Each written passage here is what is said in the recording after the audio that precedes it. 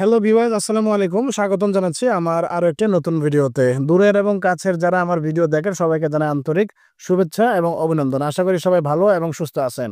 আজকে যে পরিবহনটা নিয়ে আলোচনা করতে যাচ্ছি সেটা হলো একদম নতুন অপারেটর। আপনারা জানেন ঢাকা সিলেট রুটে একদম নতুন আগমন করছে তাদের নাম হলো বিলাস, অর্থাৎ বিলাস পরিবহন।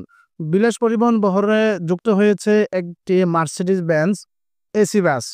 বাসটির ডিজাইন সম্পর্কে বলার আমার তেমন কিছু নাই। কারণ বাসটির ডিজাইন যা করা হইছে, সত্যি কথা বলতে আমার কাছে তেমন একটা ভালো লাগে নাই। আপনারা যদি লক্ষ্য করেন বাসের ফ্রন্ট, তার পাশাপাশি বাসের ব্যাক কোনো জিনিসটাই ফুটে উঠে নাই, অথবা তারা যেভাবে ফুটিয়ে তুলতে চাইছে সেভাবে ফুটানো হয় নাই।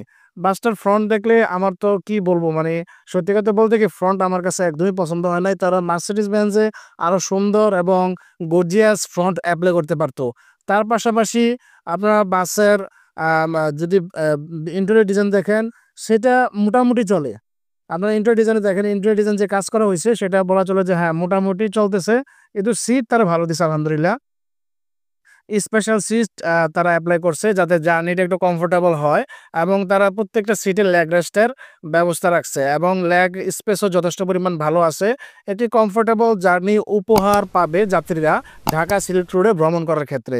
তার পাশাপাশি আপনারা ২ সিটের কম্বিনেশনে সর্বমোট তারা ৪০ টি সিট এপ্লাই করছে।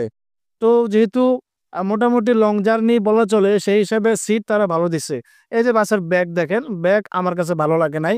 তার পাশাপাশি ১ম এ যে কথা বলছি ফ্রন্ট, সেটাও ভালো লাগে নাই। আর তারা যে পরিমাণ যেই পেইন্ট এপ্লাই করছে সেই পেইন্ট মোটামুটি চলে। তারা আরো চাইলে সুন্দর পেইন্ট এপ্লাই করতে পারত। কিন্তু বাসের যে কাজ করছে জয়নব ইঞ্জিনিয়ার ওয়ার্কশপ, তারা অত্যন্ত পুরাতন একটি বডি ওয়ার্কশপ। তাদের কাজ যথেষ্ট পরিমাণ ভালো আমরা জানি। কিন্তু হয়তোবা মালিক পক্ষ এই ডিজাইন তাদের কাছে চাইছে, সেজন্য তারা এটা বানাই দিছে। তারা চাইলে মার্সিডিজ বেঞ্জে আরো সুন্দর এবং গর্জিয়াস পেইন্ট, তার পাশাপাশি ফ্রন্ট ব্যাক দিতে পারত। তো ভিউয়ার্স, আপনাদের কাছে বাসটি কেমন লেগেছে অবশ্যই কমেন্ট করে জানিয়ে দিবেন। আজ এই পর্যন্ত, সবাই ভালো থাকবেন, সুস্থ থাকবেন। আল্লাহ হাফেজ।